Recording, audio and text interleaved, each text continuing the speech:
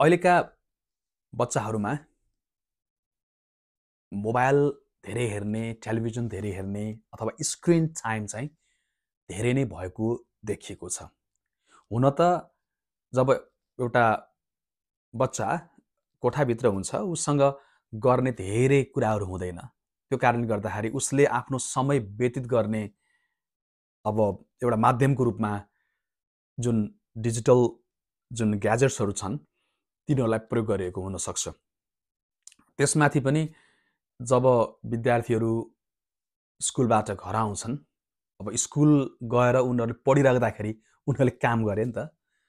एउटी आमाले आफ्नो काम सबै सकिसकेपछि यसो बाँकी समयमा मोबाइल हेर्नु पर्यो, टेलिभिजन हेर्नु पर्यो भनेर हेर्दै गर्दा र एकजना बाबाले पनि त्यसो गर्दै गर्दाखेरि बच्चाले के सोच्छ भने काम सकिसकेपछि त जे होस् हामी मोबाइल टेलिभिजन हेर्नु पर्दो रहेछ भन्ने हिसाबले पनि उनीहरू लागिरहेका हुन सक्छन्।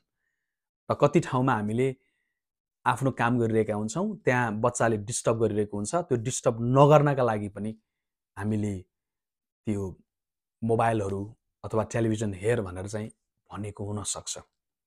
अब मोबाइल हेर्ने नहुने हो त त्यो म भन्न सक्दिनँ। मोबाइल हेर्नुपर्छ र अनुसन्धानले के जनाएको छ भने यदि कुनै एउटा बच्चा दिनको 2 घण्टा जति यदि मोबाइल हेर्छ भने उसको सृजनशीलता उच्च हुन्छ। तर हामीले बुझ्नुपर्ने कुरा के हो भने बच्चाले मोबाइल हेर्छ कि हेर्दैन भन्ने भन्दा पनि बच्चा मोबाइलमा एडिक्टेड भनेको लत लागेको छ कि छैन। लतको हिसाबले यदि बच्चा प्रवेश गरिसकेको छ भने त्यो राम्रो भएन। तर समय व्यतीत गर्दै गर्दाखेरि बच्चाहरूले चाहिँ यदि मोबाइल हेरे, त्यहाँबाट केही कुराहरू ग्रहण गरे, केही कुराहरू सिके भने त्यसलाई हामीले अहिलेको युगमा चाहिँ खराब भनेर भनिहाल्नु हुँदैन। यद्यपि प्रशिक्षकहरूले मोबाइल त देखाउनै हुँदैन, 16 वर्षसम्म 18 वर्षसम्म मोबाइल देखाउनै हुँदैन भनेर एउटा खालको मत राख्नुहुन्छ। तर म त्यसमा छैन। मैले साँच्चै नै साधनमा समस्या होइन, त्यो साधनलाई कसरी चलाउने भन्ने विषयमा समस्या हो भन्ने लाग्छ। तपाईँले बन्चरो लिएर त्यो बन्चरोलाई दाउरा काट्न पनि प्रयोग गर्नुहुन्छ अथवा तपाईँको खुट्टा काट्ने काममा पनि त्यो प्रयोग हुन सक्छ। यदि त्यो बन्चरोले, त्यो खुकुरीले तपाईँको खुट्टा नै काटेछ भने, मेरो खुट्टा नै काटेछ भने दोष त्यो बन्चरो र खुकुरीको होइन, दोष मेरो हो। त्यो कारणले गर्दाखेरि यी जुन ग्याजेट्सहरू छन्, सामग्रीहरू छन्, यिनीहरूलाई अध्ययनका लागि, त्यस पछाडि नयाँ ज्ञानका लागि प्रयोग गर्ने साधनको रूपमा प्रयोग गरौँ भन्न चाहन्छु। र अब मोबाइल धेरै हेर्छन् हैन, 2 घण्टाभन्दा बढी हेर्छन्, जति बेला पनि हेर्छन् भने ती बच्चाहरूलाई त्यो मोबाइल प्रयोग गर्ने समय अथवा टेलिभिजन हेर्ने समय कसरी कम गर्न सकिन्छ भन्ने विषयमा मैले 3S भन्ने एउटा कन्सेप्ट लिएर आएको छु।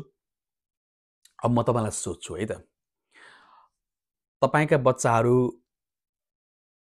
पढ्नु पर्यो। एउटा चाहिँ फर्स्ट भनेको अध्ययन गर्नु पर्यो, स्टडी गर्नु पर्यो। नम्बर 2 मोबाइल हेर्नु पर्यो, टेलिभिजन हेर्नु पर्यो, स्क्रिन हेर्नु पर्यो। र थर्ड खेल्नु पर्यो, स्पोर्ट्स अथवा टोइजहरू साना बच्चाहरू छन् भने त्यो खेल्नु पर्यो। अब म हजुरलाई सोधेँ, तपाईँ हाम्रा सन्तानले ल तिमी पढ्ने कि अथवा यो बाहिर गएर खेल्ने कि अथवा मोबाइल हेर्ने भनेर सोधियो भने सबैभन्दा पहिला बच्चाले के कुरा चयन गर्छन्? पक्कै पनि स्क्रिन चयन गर्छन् हैन? मोबाइल टेलिभिजन हेर्न मन पराउँछन्। दोस्रो, मोबाइल टेलिभिजन हेर्न पाइँदैन नि, अब यो दुईटामा चुज गर भनेर भन्दाखेरि उनीहरूले फेरि त्यसो भए म बाहिर जान्छु, पढ्नुभन्दा त बरु बाहिर गएर स्पोर्ट्स खेल्न ठिक छ, खेलहरू खेल्न ठिक छ भनेर भन्छन्। र थर्ड अथवा लास्टमा चाहिँ अब केही नभइसकेपछि बाध्य भएर दिक्क लाएर उनीहरू अध्ययन गरिरहेका हुन्छन्। अब के गर्ने भन्दाखेरि 3S कन्सेप्टले के भन्छ भने जुन काम उनीहरूलाई मन पर्दैन नि भनेको स्टडी, अध्ययन त्यसलाई सबैभन्दा पहिला गराउने। त्यस पछाडि जुन काम उनीहरूलाई मन पर्छ त्यो कामलाई त्यो मन नपराउने कामको रिवार्डको रूपमा, पुरस्कारको रूपमा प्रयोग गर्ने।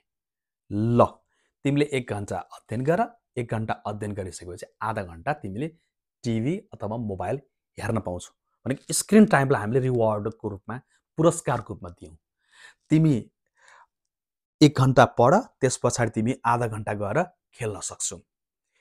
आधा घण्टा खेल, त्यस पछाडि म तिमीलाई 1 घण्टा मोबाइल अथवा टेलिभिजन हेर्न दिन्छु भनेर जुन उनीहरूलाई मनपर्छ त्यो कुरालाई चाहिँ तपाईँले रिवार्डको रूपमा, पुरस्कारको रूपमा र त्यसको त्यो काम गरे बापतको एउटा चाहिँ एउटा हुन्छ नि, ओहो मम्मीले के गर्नु भएको छ मेरो लागि, मलाई जे होस् टेलिभिजन मोबाइल हेर्नको लागि पनि छुट दिनुहुन्छ भनेर उनले सोचोस्। र यो गर्दै गर्दाखेरि तपाईँ हाम्रा सन्तानहरूको मोबाइल र टेलिभिजनको त्यो हेर्ने समय पनि घट्छ र आफ्नो जुन काम हो, पढाउने काम, त्यो पनि पुरा हुन्छ। त्यस्तै स्टडी नै होइन, तपाईँको यसलाई अन्य ढङ्गले हेर्न सकियो। जस्तै घरका कामहरू गर्नु पर्यो होइन, ल ठिक छ, तिमीहरूले आफ्नो कोठा चाहिँ सफा गर त, त्यो कोठा सफा गऱ्यो भने म तिमीहरूलाई 15 मिनट समय चाहिँ मोबाइल हेर्न दिन्छु भनेर यसरी हामी थोरै फर्म भन्छ कि, FIRM, फर्म भनेको एकदम हामी स्ट्रिक्ट हुनुपर्छ, कठोर नै हुनुपर्छ। एकदमै चाहिँ कठोर चाहिँ नहुनुहोस्, तर नियम बनाएर नियमप्रति चाहिँ उनीहरू चाहिँ पालना गर्नै पर्छ, पालक बन्नै पर्छ। त्यही भएर फर्स्ट एस भनेको study, second S sports and third S भनेको screen. First study and then sports and then only at last screen time भन्दै आजलाई यति नै। हस्, धन्यवाद, नमस्कार।